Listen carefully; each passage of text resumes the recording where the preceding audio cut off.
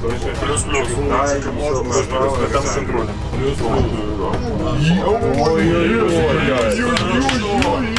Аня, бой! За тебя! За Бога! За Коваля! Тяпа, откат! Тяпа, откат! И ход назад.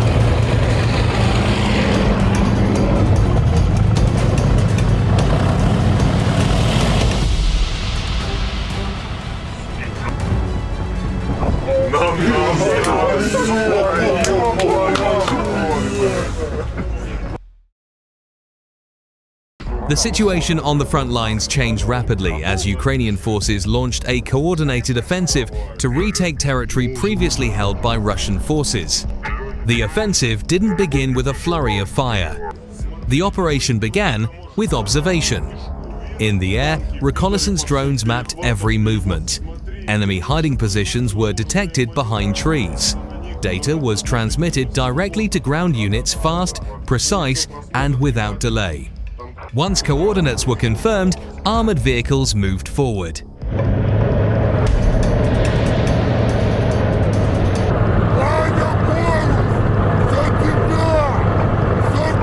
Tanks were the first to approach the enemy position. Their advance was slow but decisive.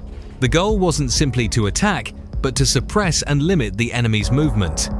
With their immense firepower and thick armor, the tanks forced the enemy into hiding. Any potential immediate outward movement was high risk. The pressure began even before close contact occurred. Infantry waiting on the close line. Meanwhile, Ukrainian infantry units had already moved quite close to the objective point. They were waiting for full cover before making their final approach.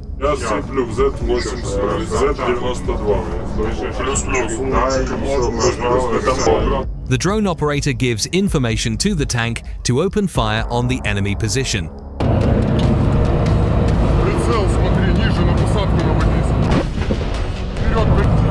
When the tanks reached a dominant position, a safe lane was established. The infantry began to move. Their steps were measured. Short movements, always behind the protection of steel.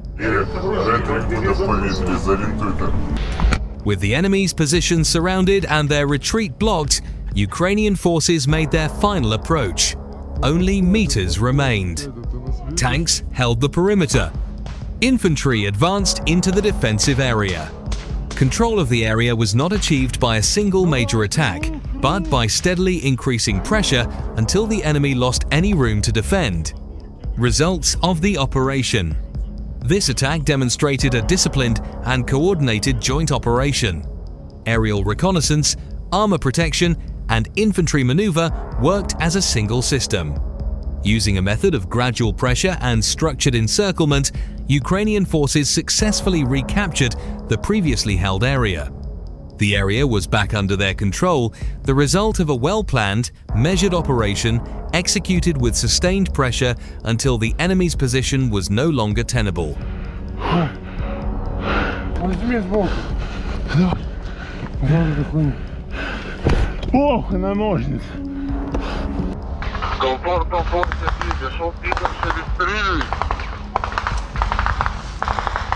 In open terrain like this, there's no real safety.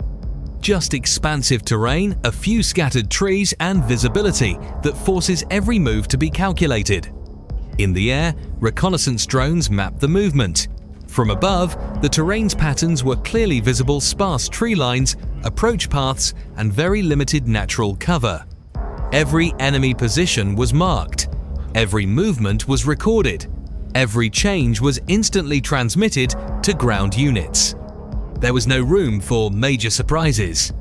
There was only slow and precise control of the situation.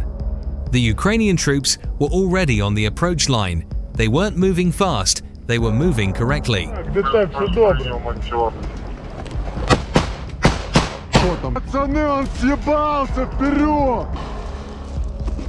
In open terrain, a small mistake means being seen. Being seen means being exposed. Being exposed means being vulnerable.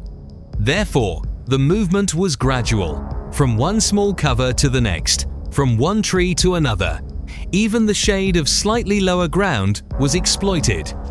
Then the armored vehicles began to move forward. The tank wasn't just a tool of attack, it was the center of gravity of the entire maneuver. The mass of steel moving in front of the formation created two effects: simultaneously pressure on the enemy and protection for one's own troops. In undeveloped terrain, tanks provide the only truly solid mobile cover. The infantry follows behind, keeping a distance close enough for cover but loose enough to remain maneuverable. They move in the same rhythm as the vehicles in front. They don't overtake. They don't lag behind. Meanwhile, the Russian troops hold their position at the vegetation line, a stand of trees that provides the only natural cover in the area. This position provides shade, visual protection, and a bit of structure to defend against. Федя, это пидоры, полная б... Вот радейка. Это пидорская. Да. Пидоры сидят справа, коли він дивиться на комфортно. Пидоры сидят справа. Скажи, все заебись, друже, все заебись. Сейчас мы будем птичкой их искать. Now the approach was no longer coming from a single direction. Troops began to spread out. They formed a curve, then a semicircle. Each element moved based on information from the drones overhead. The enemy's position was constantly updated in real time. If there was even the slightest movement behind the trees, the ground units immediately adjusted. There were no major maneuvers. There was a gradual tightening of space. The closer the distance, the more the character of the battle changed. Tanks continued to maintain pressure from the front, but the primary role now fell to the infantry. They began to approach the tree line, the enemy's last point of cover. In open terrain, the tree line wasn't just a landscape feature. It was a real line of defense. Whoever controlled it, controlled the space. Ukrainian troops moved in between gaps in the vegetation. Every tree became a control point. Every corner became a firing position. The spaces between the tree trunks, which had previously provided cover, now became spaces to be held or abandoned. The pressure was on at very close range. There was no longer the maneuvering distance of large vehicles. There were no more wide-open spaces. What remained was micro-control over small patches of terrain. The infantry secured one position, then the next, pushing slowly, but never stopping. The tanks remained behind as a massive shield, no longer a means of penetration, but an anchor of protection. As long as they held the front line, the troops could continue moving without being completely exposed. Drones in the air kept watch. Any gaps were immediately reported. Any retreat was immediately cut off.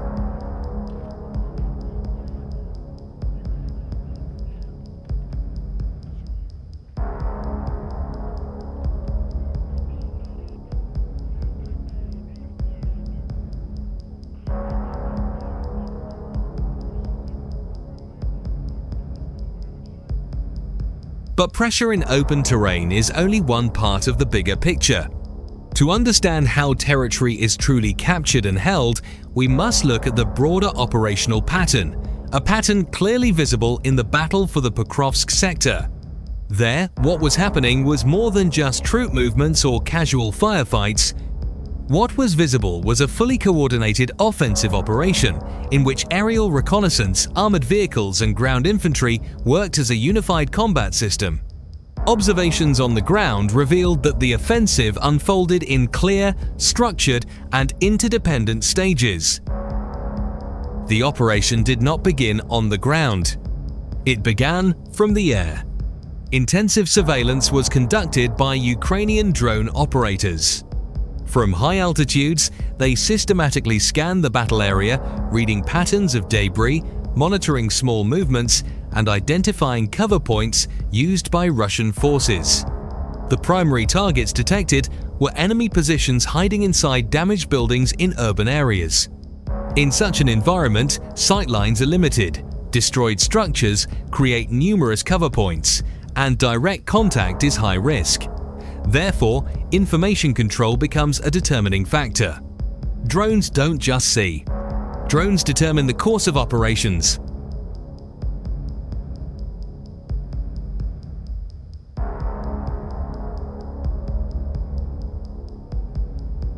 What is being seen in this sector demonstrates a fundamental shift in the nature of modern combat operations.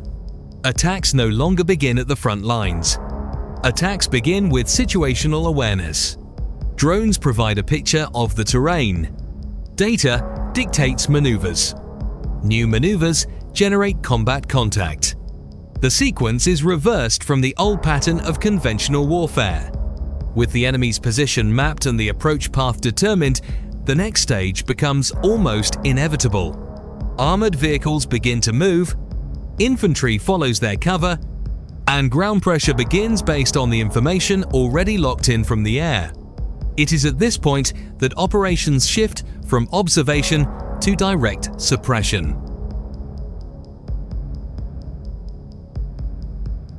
Two different sectors, two different battlefields. One common goal: to completely block the enemy's movement. Vast expanses of land stretched out, devoid of any significant protection.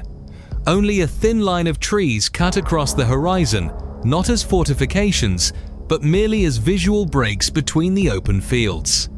This is where the encirclement was built with geometric logic. Armored vehicles moved first, not to attack, but to draw boundaries. They blocked escape routes, secured firing angles, and forced the enemy to remain within a defined area. The infantry didn't advance straight, they spread out, forming a slow arc. Each step narrowed the space. Each new position eliminated the possibility of retreat. Drones remained suspended in the sky, acting as unblinking eyes. The moment there was movement, the direction of fire was immediately adjusted. There was no hasty attack. There was only constant pressure, ever increasing.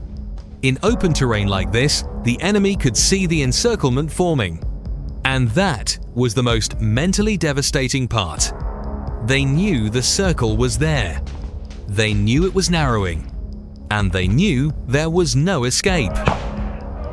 Федя, у нас контакт, работа. Плюс, у вас контакт слит по факте, черностепный. Федя, сразу после разрыва у нас контакт. Кто? Here, visibility is limited. Sound is muffled by tree trunks and damp soil. Direction is difficult to ascertain. While in open terrain, encirclement is obvious, in the jungle, encirclement is felt before it is realized. Infantry units move slowly, using tree trunks as natural cover. There are no straight lines, no wide formations, everyone moves in small pieces, closing each other's paths without being seen. Drones still watch, but from gaps in the canopy. Information comes more slowly, but still enough to direct pressure. In this sector, encirclement is not about distance, but about the direction of sound and the direction of the threat. Shots are heard from the left. Movement is seen from the right. Footsteps appear from behind. Что там, блядь, сидит между посадками, надо точно.